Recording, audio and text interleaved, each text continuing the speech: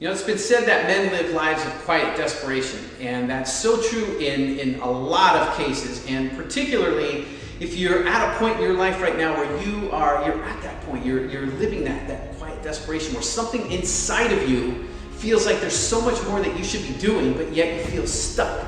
You just feel like you're stuck in a rut. Maybe you're working for a job that you're not happy with. You're in a life that you're just unfulfilled with. You feel like there's got to be something else to life, and yet you're not living it. And one of the biggest problems, one of the biggest reasons why we get stuck is because we get too busy listening to what other people tell us that we should be doing. See, we take other people's beliefs in us and we adopt them as our own. And then we create our own kind of story based on what other people label us as, what other people believe for us to be true, what other people tell us we're capable of. And then we adopt those as our own, and then we wonder why we are so afraid to ever try to break out of this rut and do what we really want to be doing, rather than what we feel will pay the bills, or what we feel we have to be doing, what we should be doing, what other people think we should be doing. So it's time now to really stop listening what other people tell you that you should do and start making that move on doing what it is that you want to do. You know, for years I was stuck in that rut because I spent 10 years of my life working in a job that I hated as a grocery store clerk. And I did it because that's all I knew. I fell into that job after high school. I dropped out of college 4 different times. I couldn't figure out what in the world I was supposed to be doing. I didn't have a purpose or a direction in my life. And I kind of fell into this job, and before I knew it, I was listening to what everybody else was telling me, that I was making good money at the time. I had full benefits. I had medical, dental, and vision, and I had 2 weeks vacation, whoop-de-doo, every year. I got to work a freaking year of my life just to get 2 weeks off once a year, and I had all the benefits and all of those perks and everything that went with the job, but I was freaking miserable. I was absolutely miserable. And then one day, finally in 2000, it was after 10 years of this, and I came back from my honeymoon. I had just gotten married, and I came back with a goatee.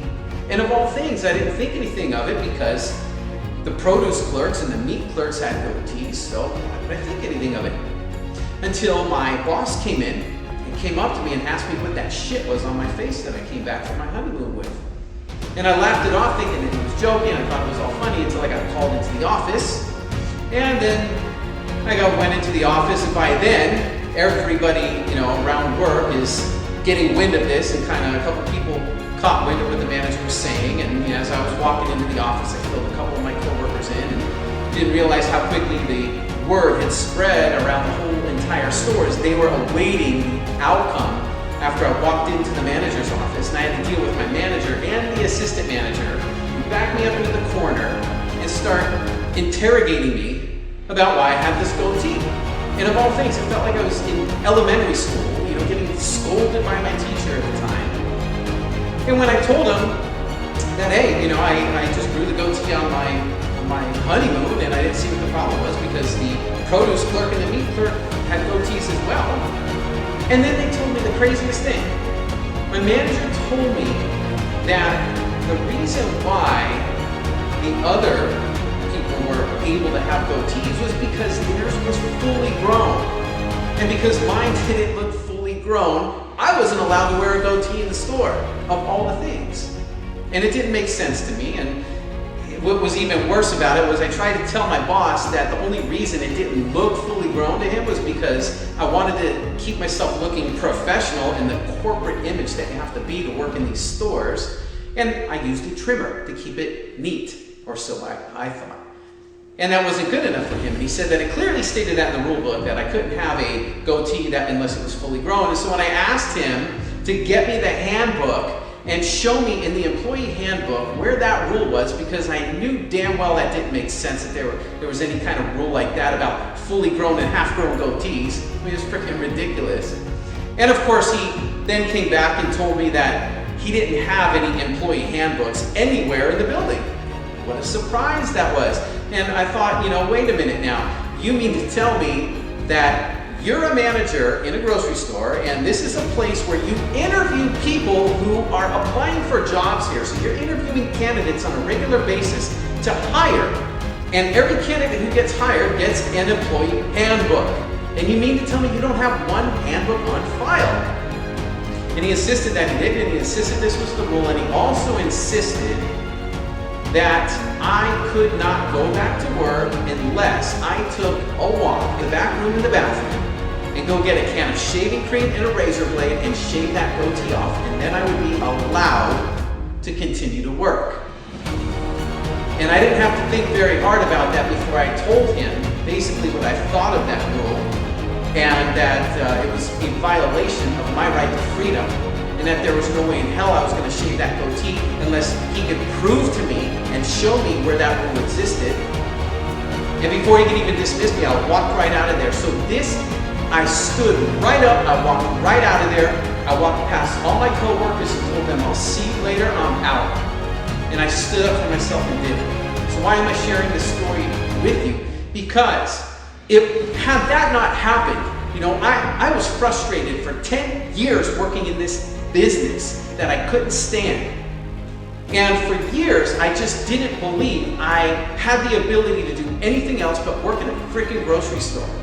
I didn't think I was smart enough. I didn't think I was worthy enough, and I was too damn scared and afraid to get out and claim ownership of what I wanted to do in my life.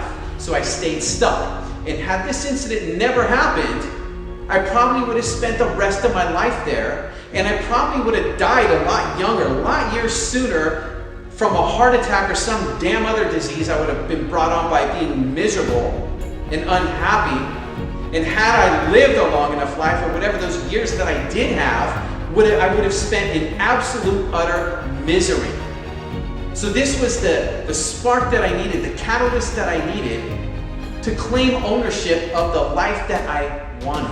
I finally had the reason that I needed. I had the freedom to go out and do what I wanted to do.